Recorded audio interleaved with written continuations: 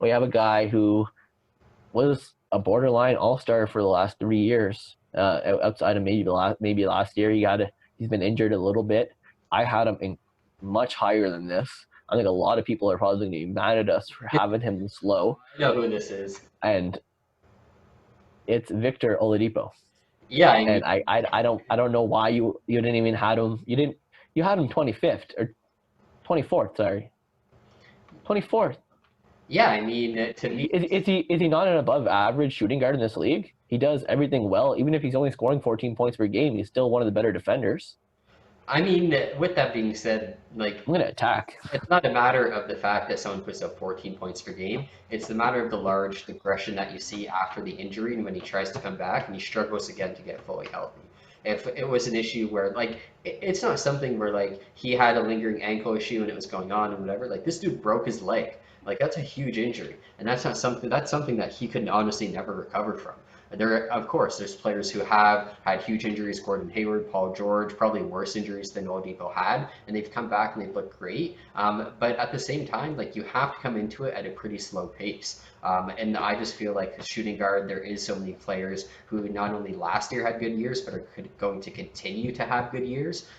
For Victor Oladipo to actually justify his spot as the top 15 shooting guard moving forward, he can't just be a 14-point per game guy who's good on defense because there's a lot of other guys who can do that. I mean, Dante's a guy who yeah, sure, he's at 10 points right now. Say Dante can't go up to 14 points. He's one of the best defensive players in the league. So we're saying at 14 points, could he just came back from injury last year to a team that he wasn't a part of all year, that they were having such a good chemistry. He just didn't click with that team last year. I think that you give him an actual training camp, you give him preseason games, you get him regular playing time. There's no way he's going to stay at 14 points.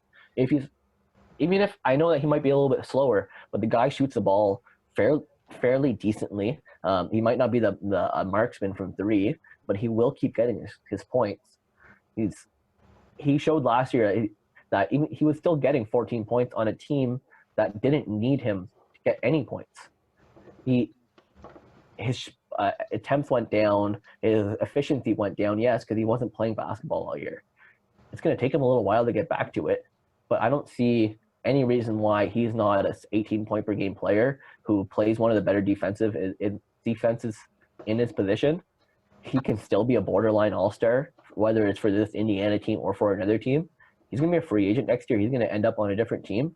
So whether he has a good year this year, I'm willing to probably bet money on it that next year he's a top 15 player in this league. I had him at number 12 on my list, and I thought whenever I was making the list, I was still undervaluing him.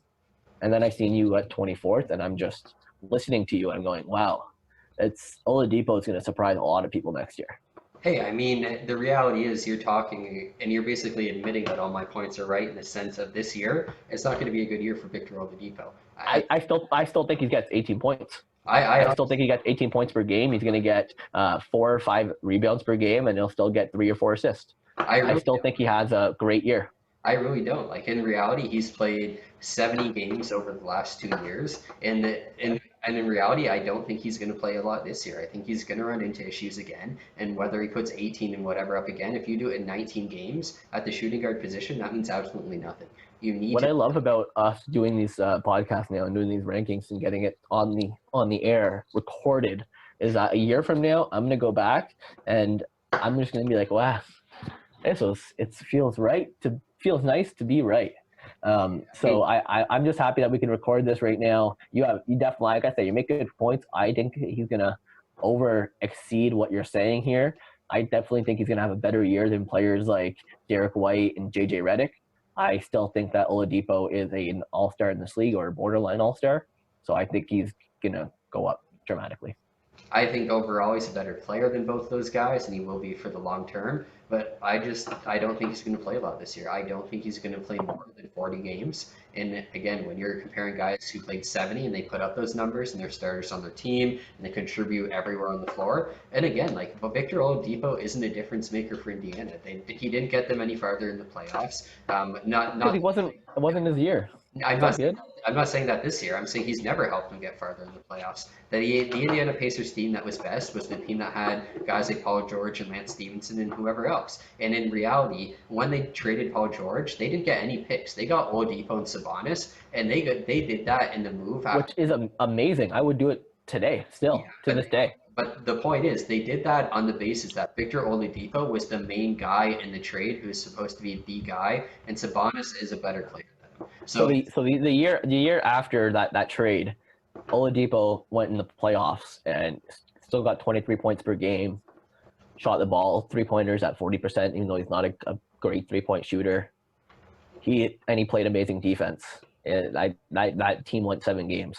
But that's 3 years And ago. We're talking about a completely different list now. We're talking about a guy who broke his I agree. I think like modern medicine is fantastic. He's going to be a way better player than you've seen last year. He's had months to sit, to chill, to do nothing. I know it wasn't the longest offseason, but I see him coming back as a way better player. Even last year in the playoffs, he still got 18 points per game.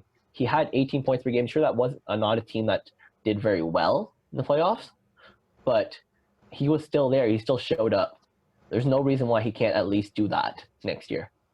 And him doing that is still a top 15 player. Hell, it's probably a top 10 player.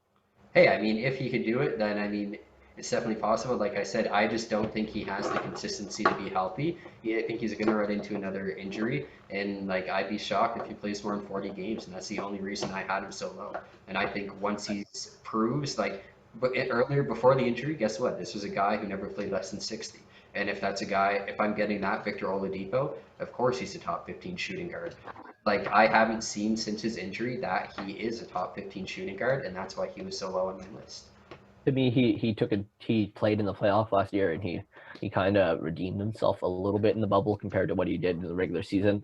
And I think that if they make him a part of this team, then he's going to do at least that 17, 18 point per game range. If he gets traded to a different team that doesn't have as many players that do similar things as he does, then he'll do it even better.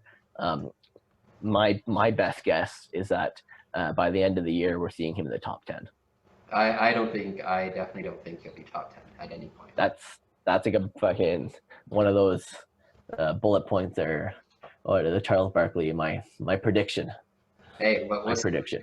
I mean, I think the spot overall is pretty fair based on the injuries that have happened for this year. I think the Yeah. averages worked out, and that's part of the reason why he's stayed I'm definitely happy I had him high enough to be able to even out at 17th.